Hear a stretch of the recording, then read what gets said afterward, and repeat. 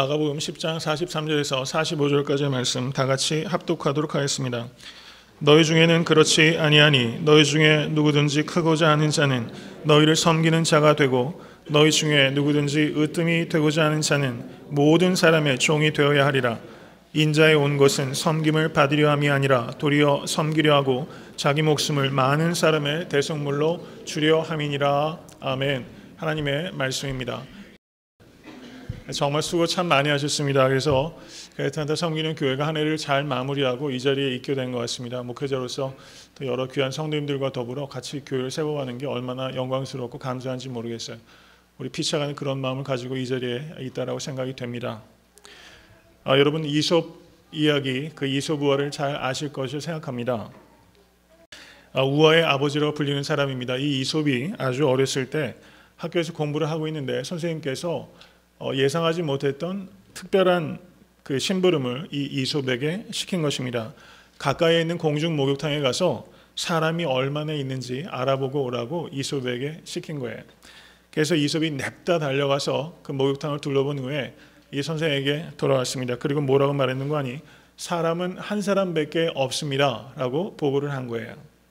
이 말을 들은 선생님이 학생들을 데리고 목욕탕에 갔는데 이솝의 이야기는 정반대로 발 디딜 틈 없이 사람이 많았다는 것입니다. 화가 잔뜩 난 선생이 이솝에게 이렇게 다그쳐 묻습니다. 야, 이 녀석아, 한 사람밖에 없다고 하더니 어떻게 된 거냐? 도대체 뭘 보고 나에게 그렇게 이야기를 했느냐? 이렇게 묻자 이솝이 이렇게 대답을 했다는 거예요. 선생님, 제가 목욕탕에 가는데 목욕탕 입구에 큰 돌이 하나 있어서 사람마다 거기에 걸려 넘어질 뻔했는데 아무도 치우지 않았습니다. 그런데 딱 한 사람만이 조용히 그것을 옆으로 치웠습니다. 그러니 목욕탕 안에 사람 같은 사람은 한 사람밖에 없는 것 아니겠습니까? 이렇게 이 얼마나 맹랑한 대답이에요. 이렇게 대답을 했다는 것입니다.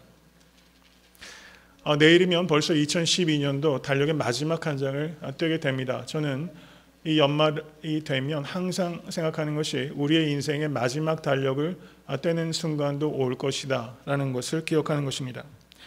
여러분, 한 해의 마지막에 서서 인생의 마지막과 역사의 종국을 생각하실 수 있는 지혜의 눈이 여러분과 저에게 열릴 수 있게 되길 간절히 바랍니다. 저는 인생의 마지막 순간을 외람되게도 생각할 때가 많이 있습니다. 그 순간에 제 삶을 되돌아보면서 어떻게 인생을 회상하게 될까? 성도님들 잠시 한번 생각해 보십시오. 인생의 마지막 순간이 반드시 옵니다. 믿으십니까? 그 순간에 성도님들께서 인생을 어떻게 회상하시겠어요? 저는 이솝 이야기를 생각하면서 인간이 가는 길은 두 가지가 있다고 생각합니다. 다이아몬드라는 돌을 모으기 위해서 사는 인생이 있고 다른 사람의 길을 가로막는 돌을 치우기 위한 인생이 있다고 생각해요. 인생의 제일 마지막 순간에 내가 모은 다이아몬드를 생각하면서 인생의 의미를 찾겠는가? 내가 다른 사람들의 길을 방해하는 치워진 돌들을 생각하면서 인생의 더 큰 보람을 느끼겠는가? 그 대답은 이미 마음속에 갖고 계실 것을 생각합니다. 올 한 해 살아오시면서 어떻게 살아오셨는지를 깊이 생각하시면서 말씀을 상고하실 수 있게 되기를 바랍니다. 마가복음 8장 27절에서 마가복음 10장 52절까지는 예수님께서 가이사랴 빌립보를 떠나셔서 예루살렘으로 십자가를 지시기 위한 마지막 여행이 기록되어 있는 부분입니다. 이 도상에서 예수 그리스도께서는 제자도 디사이플십에 대해서 매우 집중적으로 제자들을 가르쳤습니다. 그래서 가이사랴 빌립보에서 예루살렘까지의 이 여정을 어떤 학자는 디사이플십 스쿨이라고 이야기하고 있어요. 제자도 학교가 벌어지고 있는 것입니다. 여기서 예수님께서는 세 차례 자신의 순환당하시고 죽으실 것과 다시 살아나실 것을 예언하셨습니다. 마가복음 8장 1절에서 첫 번째 예언이 있고 9장 31절에 두 번째 예언이 있고 10장 33절에서 34절에 예수님의 순환의 세 번째 예언이 기록되어 있는 것입니다. 예수님께서는 순환을 예언해 가시면서 점점 더 구체적이고 그리고 분명하게 자신이 이 땅에 무엇을 위해서 오신 것이며 예루살렘에 올라가시는 목적이 무엇인지를 밝히셨습니다. 그런데 계시가 분명해지면 분명해질수록 제자들은 오히려 어두워지고 그리고 딱딱하게 마음이 강팍해져 갔던 것입니다. 마가복음 10장 33절에서 34절의 말씀을 보시기 바랍니다. 거기에 이렇게 말씀합니다. 보라, 우리가 예루살렘에 올라가노니 인자가 대제사장들과 서기관들에게 넘기움에 저희가 죽이기로 결언하고 이방인들에게 넘겨 주겠고 그들은 능욕하며 침뱉으며 채찍질하고 죽일 것이니 저는 3일 만에 살아나리라. 이렇게 주님께서 예언하신 것입니다. 그리고 이러한 예언에 대한 제자들의 반응이 10장 35절부터 41절까지 기록되어 있는 것입니다. 제가 봉독하겠습니다. 선생이여, 무엇이든지 우리의 구하는 바를 우리에게 하여 주시기를 원하옵나이다. 이르시되 너희에게 무엇을 하여 주기를 원하느냐? 여짜오되 주의 영광 중에서 우리를 하나는 주의 우편에 하나는 좌편에 앉게 하여 주옵소서. 예수께서 가라사대 너희 구하는 것을 너희가 알지 못하는도다. 이렇게 말씀하셨어요. 선생이여, 무엇이든지 우리가 구하는 바를 우리에게 주시기를 원하옵나이다. 여러분, 백지수표 달라는 것입니다. 여러분, 혹시 올 한해 기도하면서 이렇게 우리가 기도해 오진 않았습니까? 여러분, 능력 있는 기도는 우리가 원하는 것을 어떻게 해서든지 빼어내는 것이 능력 있는 기도가 아니라 하나님의 뜻 앞에 나의 뜻을 굴복시키는 기도가 능력 있는 기도입니다. 이것을 받아들이실 수 있게 되기를 간절히 바랍니다. 예수님께서 제자들을 안타까움을 가지고 이렇게 질문하시는 거예요. 너희 구하는 것을 너희가 알지 못하는도다. 여러분, 이것이 얼마나 우리의 패부를 드러내는 말씀인지 몰라요. 여러분, 한번 생각해 보십시오. 올 한해 많은 기도를 해오셨어요. 그런데 정말로 너희 구하는 것을 너희가 알지 못하는도다. 주님께서 이 말씀하셨는데 여러분, 이 말씀을 어떻게 들으시겠습니까? 정말 우리는 무엇을 구하는지 알면서 기도하고 있습니까? 무엇을 말하는지 알고서 이야기를 하고 있습니까? 내가 하는 행동이 어떻게 열매 맺을지를 우리가 과연 알고서 그런 행동을 하고 있습니까? 너희 구하는 것을 너희가 알지 못하는도다. 여러분, 이것이 정말 벼락처럼 여러분의 영혼 가운데 크게 울리시는 이해하심 될 수 있기를 간절히 바랍니다. 예수님께서 순환에 대해서 분명하게 말씀하셨는데 야고보와 요한은 하나는 우편에 하나는 좌편에 앉게 해달라고 요청하고 있어요. 우편은 우정승을 말한다면 좌편은 좌정승을 말하는 거예요. 예수님이 넘버 원 하시고 자기는 넘버 투, 넘버 쓰리 하겠다는 거예요. 넘버 쓰리, 영화도 이런 영화 있지 않습니까? 넘버 투, 넘버 쓰리 하겠다는 거예요. 여러분, 이 사람들은 무엇을 구하는 겁니까? 자리를 구하고 있어요. 포지션을 구하고 있어요. 한국의 대통령 선거가 끝나고 인수위원회가 조성이 되고 이제 곧 조각도 되겠죠. 여러분, 밑에서 지금 농공행상이 사실상 굉장히 활발하게 벌어지고 있을 거예요. 세상 사람들은 다 자리를 찾습니다. 포지션을 찾아요. 여기 본문에 나오는 이 제자들도 예수님께 그 포지션을 구하고 있는 것입니다. 우리의 삶이, 제자의 삶은 무엇을 쫓아가는 삶인가? 포지션을 쫓아가는 삶이 아니라 콜링을 쫓아가는 삶이 되어야 되는 것입니다.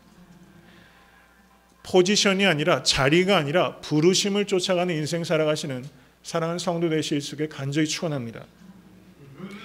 이렇게 야고보와 요한이 자리를 탐하고 있을 때 그 소식을 들었던 다른 제자들이 분이 여겼다라는 말이 41절에 기록되어 있어요. 이에 대해서 예수님의 제자도에 대한 결정적인 가르침이 마가복음 10장 42절에서 45절까지 기록되어 있는 것입니다. 많은 학자들이 마가복음의 주제는 바로 마가복음 10장 42절에서 45절까지라고 말하고 있어요. 제자도의 가장 핵심적인 가르침이 바로 마가복음 10장 42절에서 45절에 기록되어 있는 것입니다. 이것이 마가복음의 주제입니다. 예수님께서 자리를 탐하는 제자들에게 이렇게 대답하기 시작하십니다. 42절을 보십시오. 예수께서 불러다가 이르시되 이방인의 소위 집권자들이 저희를 임의로 주관하고 그 대인들이 저희에게 권세를 부리는 줄을 너희가 알거니와 라고 말씀하십니다. 너희가 알거니와. 예수께서는 제자들이 알고 있는 사실에서부터 시작하셔서 그 알고 있는 것을 완전히 뒤집어 놓고 계신 거예요. 제자들의 고정관념을 도대체 누가 큰 자인가? 누가 으뜸인가 하는 그 고정관념을 예수께서 완전히 180도로 돌려놓고 계신 것입니다. 여러분, 우리가 믿는 신앙은 레디컬한 것입니다. 레디컬하다는 것은 라딕스라는 라틴어에서 유래한 말이에요. 라딕스란 말은 여러분 뿌리서부터 바꾸어내다라는 것을 레디컬이라고 하는 거예요. 여러분 뿌리에서부터 바뀌는 새 사람이 되어야만 되는 것입니다. 이전 것은 지나갔으니 보라 새 것이 되었도다. 주님께서 말씀하셨어요. 여러분 예수 그리스도를 믿은 이후로 하나도 변하지 않았으면 여러분 예수 그리스도를 안 믿고 계신 것입니다. 오늘 예수님께서는 그 고정관념을 깨뜨리고 계신 거예요. 여기에서 이방인의 소위 집권자들이 저희를 임의로 주관하고 라고 말씀하고 있습니다. 이방인의 소위 집권자들이라는 것은 이 당시에 세상의 권력을 잡고 있던 나라는 로마예요. 로마의 집권자들, 로마의 황제들, 그런 사람들을 의미하는 것입니다. 그들은 임의로 주관하는 사람이에요. 임의로 무소불위의 권력을 휘두르는 사람입니다. 사람을 오라하고 가라할 수 있는 사람이고 생사여타를 가지고 있는 사람이에요. 그 대인들이라는 것은 그 권력의 핵심부에 있던 고위직에 있던 사람들을 가리키는 것입니다. 그들이 권세를 부리는 줄을 너희가 알거니와 이렇게 말씀하고 있습니다.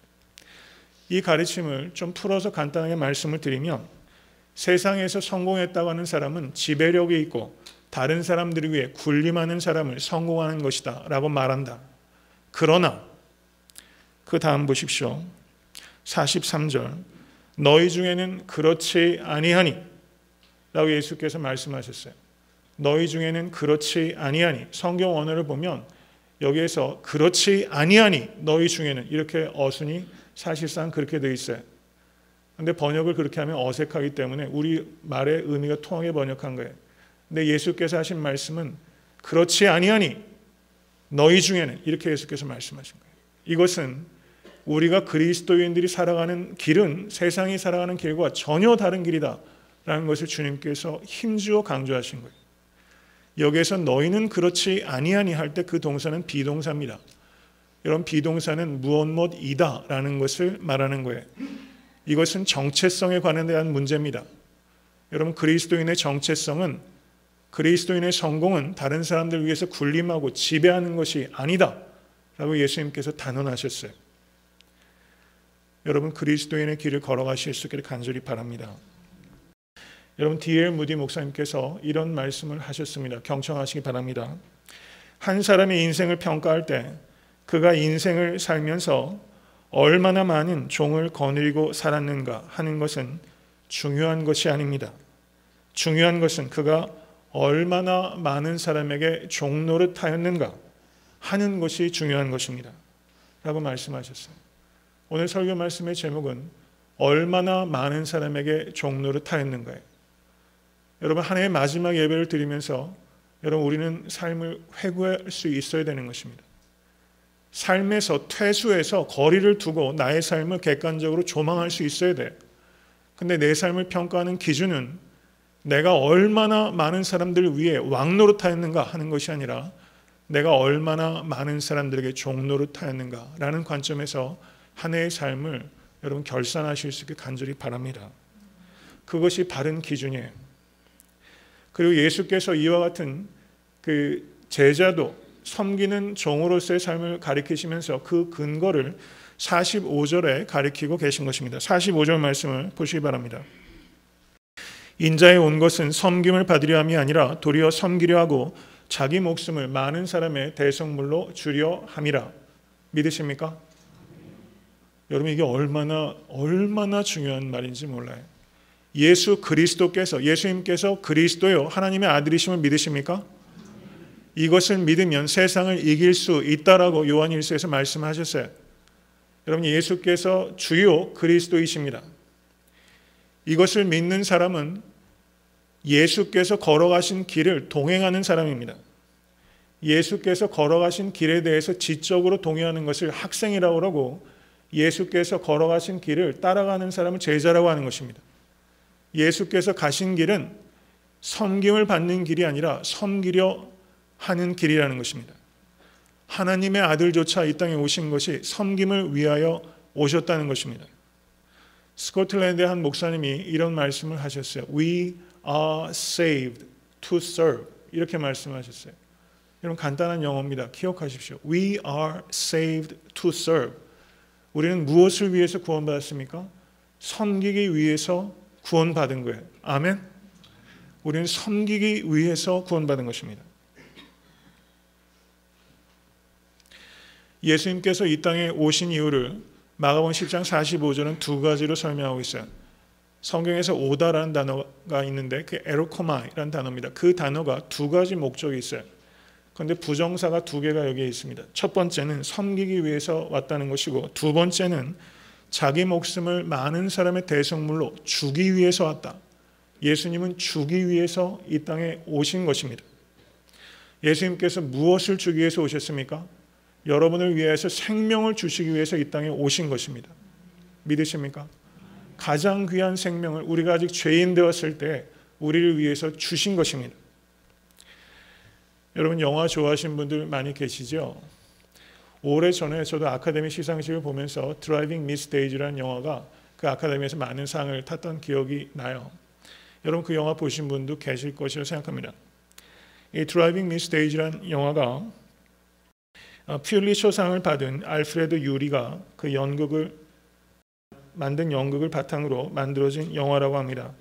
이 드라이빙 미스 데이지를 보시면 72세의 아주 고집센 그 과부 데이지 여사가 나옵니다. 그리고 흑인 운전기사 호크가 나와요. 그래서 데이지 여사와 백인 데이지 여사와 그리고 흑인 운전기사 호크 간의 관계가 시작되고 갈등을 겪고 발전하는 관계를 그리고 있는 것이 이 영화의 줄거리입니다. 사건은 이 데이지 여사가 아마 여성분들 가운데 그런 분들 좀 계실 것 같아요. 브레이크 대신에 엑셀을 밟아가지고 사고가 나면서 시작됐습니다.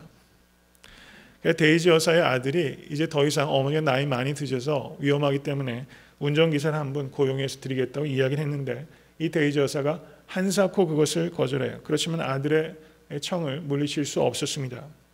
그래서 이 호크란 흑인 운전기사가 이제 데이지 여사를 도와주게 된 겁니다. 이 호크는 지방판사의 기사였습니다. 근데 데이지 여사가 이 호크에게 이렇게 말한 거예요. 난 당신이 필요 없어요. 당신을 원하지도 않고 당신을 좋아하지도 않습니다. 라고 말한 겁니다. 나는 당신이 필요하지 않아요. 관계 맺고 싶지 않아요. 여러분 이민생활 혹시 이렇게 하고 계시지 않습니까? 여러분 신앙생활 교회에서 하시면서도 다른 성도와 나는 관계 맺고 싶지 않아요. 필요하지 않아요. 우리 마음 가운데 여러분 이 데이지의 마음이 있는지도 모르는 것입니다. 그렇게 관계가 시작됐어요. 그런데 데이지 여사가 이 호크와 계속 시간을 같이 가지면서 서로의 진심을 알아가게 된 것입니다. 그리고 데이지 여사가 이 호크에게 이렇게 대답합니다. 당신은 정말 나의 가장 좋은 친구입니다. 라고 대답하고 이 데이지 여사가 이 호크의 손을 잡아주게끔까지 발전하게 된 거예요. 그리고 제일 마지막 영화의 끝장면은 이 호크가 포크로 이 데이지 여사에게 호박 파이를 잘게 잘라서 조심스럽게 먹여주는 아주 잔잔한 장면으로 영화가 마감되고 있어요. 영화가 끝날 때 데이지 여사의 나이가 97살이고 이 호크의 나이가 85살입니다. 제가 영화 평론가도 아니니 영화에 대한 깊은 말씀을 드리기는 어렵고 이 영화가 주는 메시지는 저는 이런 거라고 생각합니다. 의존하지 않는 것이 성숙의 표지일 때가 있어요. 분명히 그렇습니다. 그렇지만 의존할 줄 아는 것도 성숙의 표지일 때가 있다는 것입니다. 나는 아무것도 필요하지 않아 라고 데이지 여사가 말했어요. 그거는 미성숙의 표지라는 것입니다. 필요가 있을 때 나는 당신이 필요합니다. 나는 당신이 필요합니다. 라고 말하는 것이 성숙의 표지일 때가 있다는 거예요. 성경은 갈라디아서 6장 2절에 너희가 짐을 서로 지라 그리하여 그리스도의 법을 성취하라 라고 말씀하고 계십니다. 하나님께서 우리 한 사람 한 사람을 지으실 때는 서로가 짐을 나누어 지는 의존적인 존재로 지으신 것입니다. 이것을 믿고 받아들이실 수 있게 간절히 바랍니다. 예수께서 이 땅에 태어나셨어요. 여러분 자녀를 처음 낳았을 때를 한번 생각해 보십시오. 어린아이가 세상에 태어났다는 것은 부모의 도움이 없으면 생존 자체가 불가능하다는 것을 의미해요. 예수 그리스도께서도 철저하게 부모가 아니면 생존할 수 없는 아기의 몸으로 이 땅에 오셨습니다. 그렇지만 그 아기가 바로 하나님의 아들이십니다. 믿으십니까? 의존적이라는 것이 신적인 위험을 감소시키는 것이 결코 아니라는 것을 우린 아기 예수를 통해서 배우게 되는 것입니다. 의존한다는 것이 독립성을 빼앗기거나 삶의 위험을 빼앗기는 것이 아닐 수 있다는 것을 우린 깊이 생각해야 되는 것입니다. 여러분, 이 자리에 있는 여러분과 저도 어린아기로 태어나서 의존적인 존재로 이 땅에 다 태어났어요. 그리고 성장해 가면서 배우고 몸도 건강해지고 청년이 되고 장년이 되면서 우리의 부모들이 우리에게 의존하고 성도들이 우리에게 의존하고 누군가가 우리에게 의존해 와요. 그리고 어느 시간이 지나면 70, 80, 90이 넘어가면 제 몸 하나 가누지 못하는 시간이 반드시 예외 없이 찾아옵니다.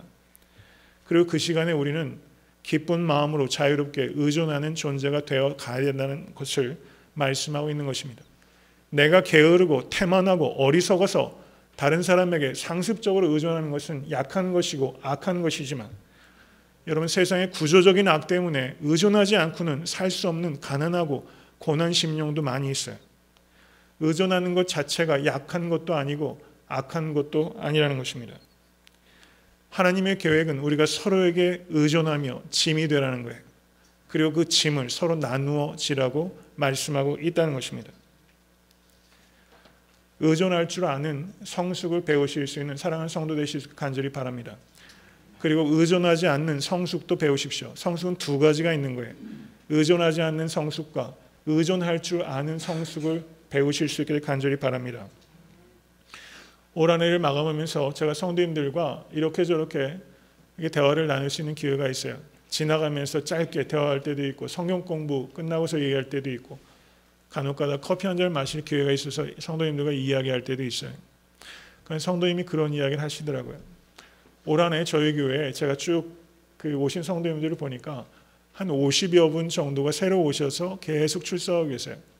그러니까 거의 반 정도 되는 작년 성도들이 새로 오신 거예요. 그러니 식사 시간에 조금 대면 하셔도 반은 새 신자다 이렇게 생각하십시오. 그래서 신구 신자 이런 거 상관없이 그냥 깨뜨리시고 컴포트존 벗어나셔서 교제하실 수 있기를 바랍니다. 근데 그 성도께서 저에게 이렇게 말씀하시더라고요. 도움이 필요하신 성도님들이 많이 오셔서 참 기쁩니다. 이렇게 얘기하셨어요. 도움이 필요하신 분들이 오셔서 기쁘대요. 저는 그 얘기 듣는 게 굉장히 기쁘더라고요. 도움이 된다는 표현은 우리가 여러 가지 생각할 수 있겠지만 도움이 되는 분도 있고 도움이 필요한 사람들도 있어요. 저는 그분들이 다 교회에 도움이 되는 분이라고 생각합니다. 다른 교회에 가셔서 혹시 도움을 받지 못하는데 그분 마음에 애타한테 섬기는 교회에 가면 교회가 여러모로 연약하지만 사랑의 도움을 받을 수 있는 교회라고 여기셔서 부족한 게 많아도 그 애틀란타 섬기는 교회 주의 날개 아래 들어오신다면 그게 얼마나 감사한 일인지 모르겠어요. 저는 그게 감사해요. 저는 우리 교회 이름처럼 애틀란타 섬기는 교회, 저는 정말로 사랑이 필요한 성도가 우리 교회 안으로 오실 수 있는 교회가 됐으면 좋겠어요. 그 또 다른 성도는 저에게 그런 이야기를 하시더라고요. 제가 솔직히 성도님들 이렇게 교회에서 이런저런 모양으로 봉사하는 성도님들 뵈면 제가 사실 굉장히 미안해요. 제가 목회자로서 그분만큼 순수하게 교회를 섬기고 있지 못하는 것 같이 느껴질 때가 많아요. 그래서 그 섬김을 보면서 제 자신을 단돌이 할 때가 많이 있었습니다. 나는 말씀으로 잘 섬겨야지 하면서 제 자신을 좀 고추 세울 때가 있었어요. 이렇게 교회를 앞으로 지나가다가 보면은 물끄러미 바다면 차가 한 대 덩그러니 교회에 볼 때가 많이 있었어요. 그럼 교회에 오셔가지고 아무도 없는 시간에 일을 하시고 그렇게 돌아가신 성도들이 많이 계세요.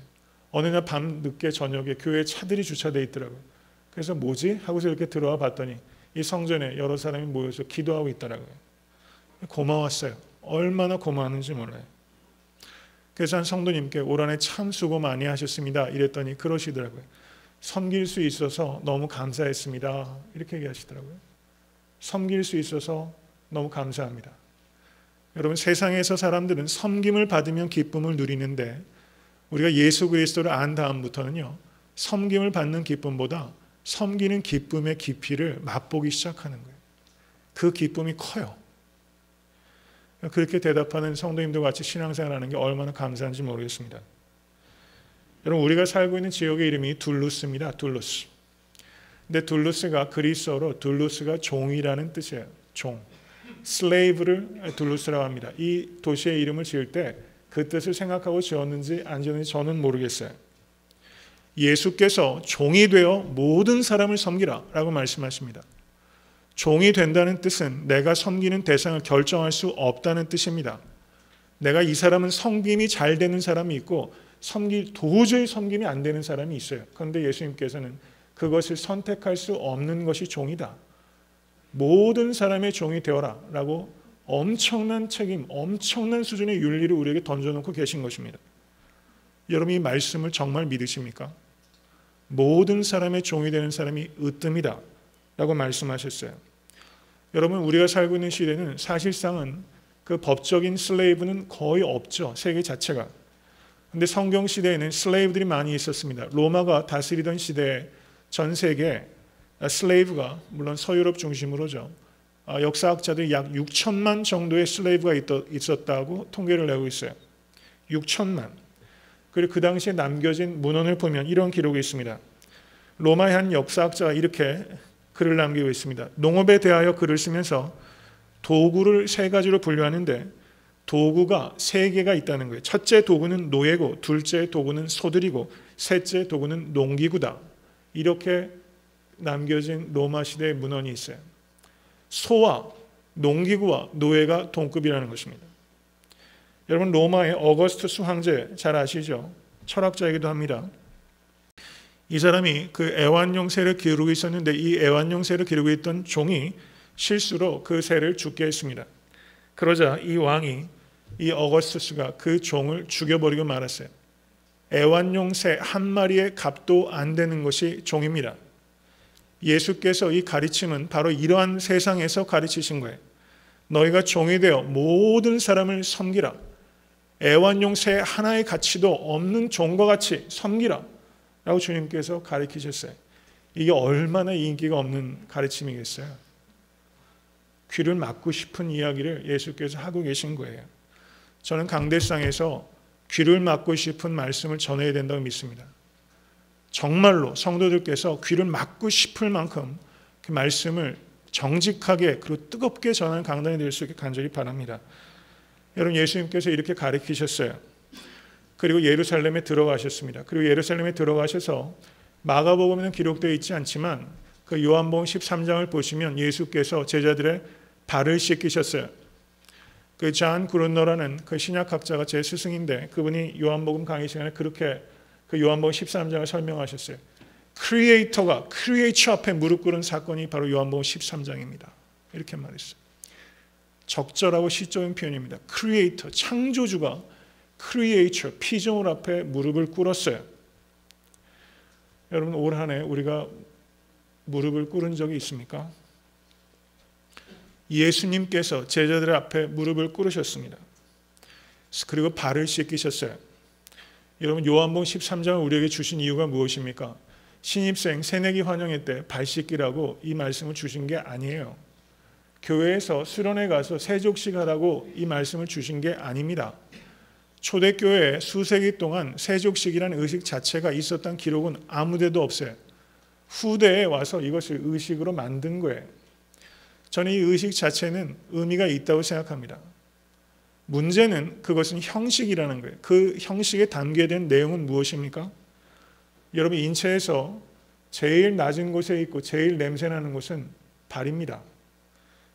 창조주께서 아무도 씻지 않는 가장 낮고 가장 냄새나는 그 발을 씻으셨어요. 그리고 예수께서 잡히시기 직전에 그 일을 하신 것입니다. 발을 씻는 일은 너무나 모욕적인 일이기 때문에 유대인 종들에게는 시키지 않던 일이에요. 이방인 종들이 하던 일을 예수께서 하신 것입니다. 그리고 거기에 무릎을 꿇으시고 수건을 허리춤에 차셨다고 성경은 말하고 있어요. 유태교의 한 문헌을 보면 종이라는 것을 나타낼 때 수건을 차거나 수건을 두른다는 기록이 나와 있어요.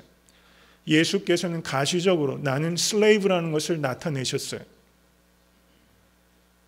여러분, 요한복음 13장 3절을 한번 보시기 바랍니다.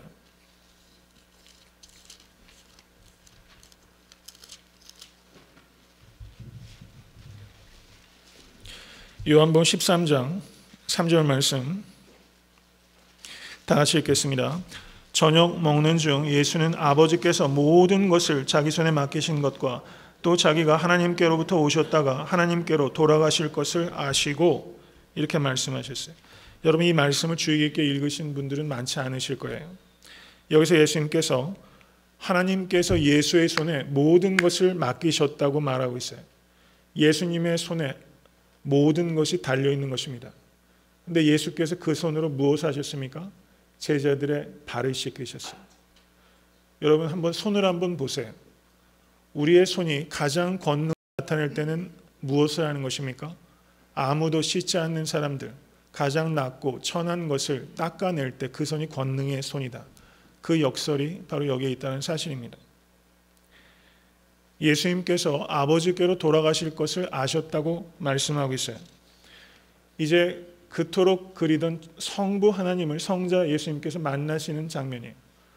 여러분, 만약에 저라면요, 이렇게 표현하는 것 자체가 너무 외람되지만 어떤 영적인 어떤 큰 사건이 있으면 저 같으면 목욕제계를 하고 흰 옷을 입고 사람들을 멀리하고 그렇게 할 것 같아요. 근데 예수님께서는 어떻게 하세요? 하나님께로 돌아갈 것을 아시고 제자들의 발을 씻기셨어요. 기독교 영성이 무엇인가 하는 것을 여기에서 우리에게 가르쳐주는 것입니다. T.R. 글로벌한 학자가 이런 말을 했어요. 종교적으로 신실하다는 것은 깔끔을 떠는 것이 아닙니다. 이렇게 표현했어요. 영어 번역을 기가 막히게 했어요. 종교적으로 신실하다는 것은 깔끔을 떠는 것이 아니다. 저도 여태까지 살아오면서 깔끔 떨 때가 굉장히 많았어요. 그런 소리도 주변에서 들었어요. 깔끔 되게 떤다고. 여러분, 영적이라는 것을 깔끔 떤다고 생각하시는 건 착각이에요. 그건 위선입니다. 제일 깔끔 떠는 사람이 바리새인이고 사두개인이고, 여러분, 그 사람들이 얼마나 깔끔을 떨어요. 시장 가서 손 안 닦고 왔다고 예수님과 제자들에게 얼마나 뭐라고 합니까? 진정한 영성의 표지는 깔끔을 떠는 것이 아니라 가장 더럽고 냄새나는 것을 씻어주는 것이 영성의 표준이라고 성경은 말씀하고 있는 거예요. 여러분, 이것을 깊이 생각하실 수 있게 간절히 바랍니다. 베드로가 예수님께 이렇게 말씀합니다. 주여, 주께서 내 발을 씻기시겠나이까? 그러면서 예수께서 발을 씻기시는 그 표면적인 껍질만 봤지 그 내면의 의미를 베드로는 역시 또 간파하지 못해서 거기서 거절을 합니다. 그때 예수께서 온유하게 베드로에게 이렇게 말씀하셨어요. 나의 하는 것을 내가 이제는 알지 못하나 이후에는 알리라. 이렇게 대답하셨어요. 이제는 알지 못하나 이후에는 알리라. 여러분께서는 예수께서 제자들의 발을 씻기신 그 의미를 알고 계십니까? 정말 알고 계십니까? 아니면 저는 알고 있다고 생각하십니까? 예수께서 발을 씻기 위해서 겉옷을 벗으셨어요. 그 벗었다는 동사가 성경 원어로 티세미라는 단어가 사용되고 있습니다. 그런데 이 티세미라는 단어가 요한복음 10장에 4번 나타납니다. 선한 목자는 양들을 위하여 목숨을 버리노라. 그때 목숨을 버리노라 했을 때 그 단어가 바로 티셈입니다. 그리고 예수께서 발을 씻은 다음에 옷을 입으셨다라고 말씀하는데 그때 그 성경 언어가 람바노라는 단어가 사용되고 있어요. 그런데 이 람바노라는 단어가 요한복음 10장에서 내가 스스로 버리노라. 나는 버릴 권세도 있고 다시 얻을 권세도 있으니 이 계명은 내 아버지에게서 받았노라 했을 때 얻다라고 했을 때 그 단어가 람바노예요. 예수 그리스도께서 제자들의 발을 씻기신 사건은 옷을 벗고 입으신 사건은 예수 그리스도께서 십자가에 달리시고 부활하신 사건을 보여주는 예고판이요 축소판입니다. 예수께서 제자들의 발을 씻기신 것은 예수께서 제자들을 물로 발을 씻으신 것은 예수께서 피로 사람들의 죄를 씻으시겠다는 것을 그 의지를 상징적으로 나타내 보이신 거예요. 이것은 전적으로 연결되어 있는 것입니다. 그래서 요한복음 13장 13절과 14절에 예수께서 이렇게 말씀하셨습니다. 내가 주와 또는 선생이 되어 너희 발을 씻겼으니 너희도 서로 발을 씻기는 것이 옳으니라. 내가 너희에게 행한 것 같이 너희도 행하게 하려 하여 본을 보였노라 라고 주님께서 말씀하셨어요. 여러분, 지난주에 제가 설교 말씀하면서 그런 이야기 드렸어요. 삶의 본이 되셨습니까? 아니면 삶의 미혹이 되셨습니까? 저는 여러분에게 마지막으로 감동적인 실화를 하나 말씀을 드리고 오늘 설교를 맺고자 합니다. 이 말씀은 제가 2010년도 4월 18일에 섬김의 혁명이라는 제목으로 설교할 때 나누었던 이야기입니다. 그 후에도 제가 한 차례 두 차례 정도 어떤 성경 공부나 그런 자리에서 이야기를 했던 것 같아요. 그런데 이 말씀을 또 드리는 이유는 이 말씀이 주는 감동이 지속적이기 때문입니다. 또 하나는 제가 설교 때 한번 말씀을 드린 적이 있지만 다시 한번 리마인드 시켜드려요. 어느 교회 목사님께서 새로 부임해 가셨습니다. 설교를 아주 은혜롭게 하셨어요. 성도들이 은혜를 너무 받고 교회에 좋은 목사님 오셨다. 되게 기뻐했어요. 근데 둘째 날 똑같은 설교를 둘째 주에 하셨어요. 그래서 성도님들이 근데 의심하기 시작한 거죠. 셋째 날 똑같은 설교를 하셨고 넷째 주일에 똑같은 설교를 하셨어요. 그래서 성도들이 이제 발칵 뒤집힌 거죠. 목사님 미천이 짧다.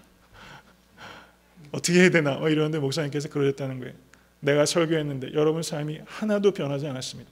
변하지 않았는데 내가 어떻게 다른 설교를 하겠습니까? 이렇게 목사님이 얘기하셨다고 그러더라고요. 저는 거기에 굉장히 공감이 돼요. 이 조독삼 장로에 대해서 말씀을 드리는 것은 여러분 이러한 삶을 우리가 다시 제가 이걸 소개하는 이유는 여러분 이 삶을 우리가 정말 진지하게 생각하고 실천하자는 것을 말씀드리는 겁니다. 이 자액이라는 사람이 있었습니다. 이 사람이 1882년도에 태어났어요. 그런데 경상도 남해에서 출생을 했는데 3살 때 아버지가 작고하셨고 6살 때 어머니께서 돌아가셨습니다. 그래서 친척 집에 들어갔지만 그 친척이 허구한 날 노예처럼 부리기만 했습니다. 이제 나이가 17살쯤 되었을 때 저가 더 이상은 이렇게 살아서는 안 되겠다 싶어서 육지로 나가기로 결정을 합니다. 그래서 육지로 흘러 들어갔어요. 그래서 여기저기 산전수전을 다 겪다가 이 경상도 남해의 사람이 전라도 금제군의 금산이라는 곳에 이르게 되었어요. 그런데 이 17살 이 이자익이 맹랑한 젊은이인 겁니다. 이 마을에서 제일 부잣집이 어딘가 해가지고 와서 그 집에서 밥 얻어먹겠다 해가지고 그 집을 찾아가서 거기에서 머슴살이를 자처하고 일을 하기 시작하는 겁니다. 그런데 이자익이 찾아간 곳에 집 주인이 조독삼이라는 사람인데 이 사람이 마방의 주인이었습니다.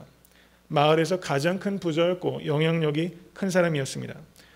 그런데 이 조독삼이 테이트 선교사를 통해서 예수 그리스도를 영접하고 자신의 사랑채를 내어주고서 예배를 드리기 시작했습니다. 그것이 금산교회의 시작이었습니다.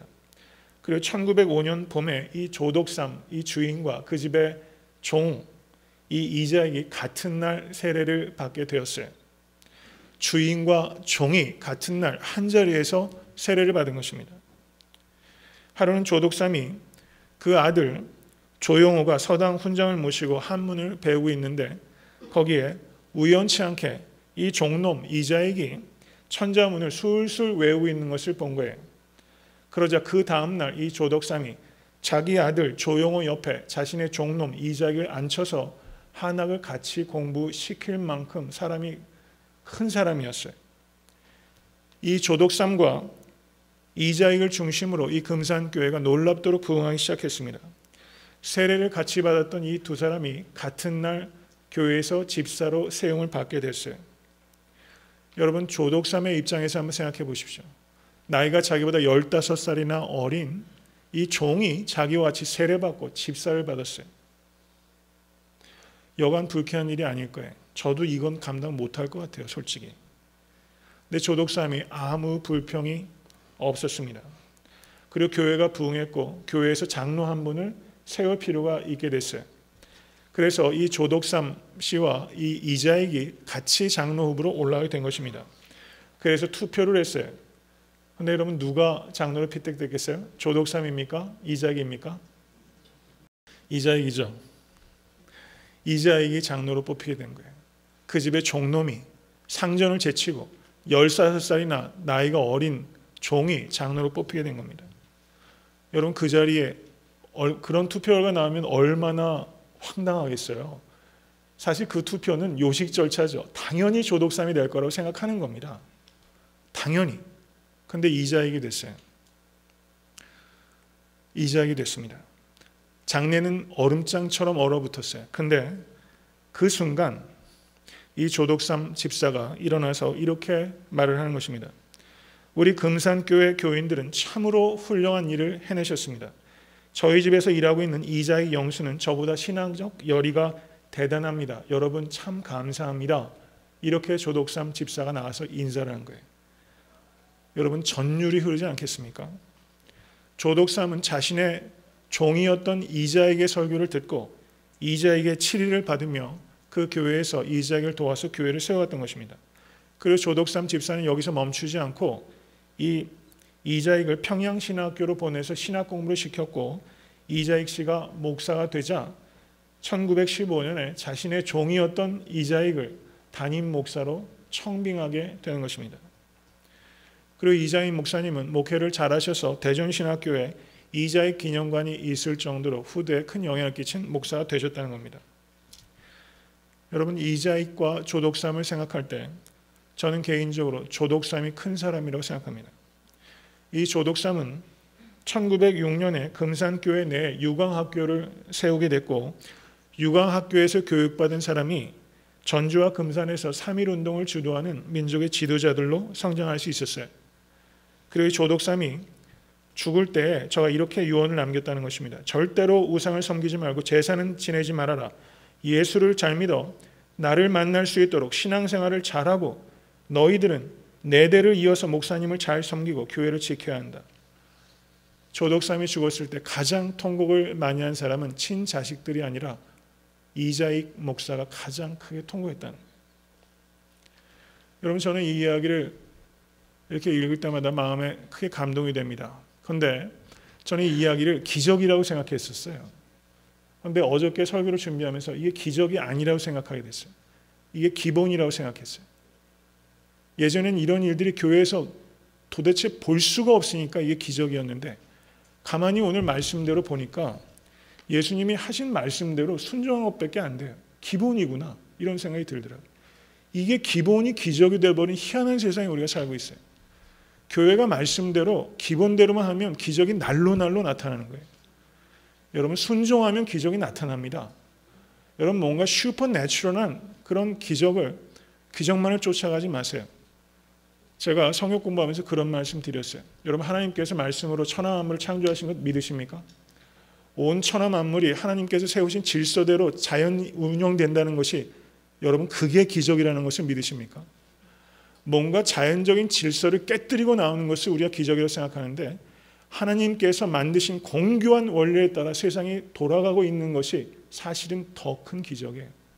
섭리대로 운영되고 있는 그 이면에 있는 하나님의 손길을 보실 수 있는 여러 성도 되실 수 간절히 바랍니다. 저는 감히 외람되게도 이 조독삼 장로가 금산교회에서 행하셨던 이 기적이 애틀랜타 섬기는 교회의 기본이 되기를 원합니다. 저는 이런 욕심을 좀 내고 싶어요. 내고 싶습니다. 이걸 거룩한 욕심을 생각합니다. 여러분 말씀을 맺습니다. 애틀랜타 섬기는 교회란 이름은 섬김의 교회, 명사형으로 짓지 않았어요. 저희 교회 이름은 섬기는 교회입니다. 동사 형태, 동명사 혹은 분사 형태로 지은 거예요. 거기에는 뜻이 있습니다. 섬긴다는 것이 명사형으로 개념으로 머물 때 그것은 위선이 되는 것입니다. 섬기는 것은 항상 동사 형태로 되어야 된다는 실천적인 의지가 거기 있어요. 애틀랜타 섬기는 교회, 애틀랜타를 섬기겠다는 것입니다. 그리고 애틀랜타에서 열방을 섬기겠다는 거예요. 저희 교회가 이제 3년 반 정도 세워지고 이제는 주 안에서 저희가 하루하루 진보하고 있다고 저는 믿습니다. 그리고 감사합니다. 여러분 정말 섬기는 교회가 될 수 있기 위해서 헌신하실 수 있게 간절히 바랍니다. 여러분의 삶을 평가하는 기준은 내가 얼마만큼 섬기고 있는가, 그것이 여러분의 삶을 결산하게 된 기준이 될 것입니다. 모쪼록 섬김의 큰 종이 되실 수 있게 되기 주님으로 간절히 축원합니다. 주신 말씀 생각하면서 잠시 기도하겠습니다.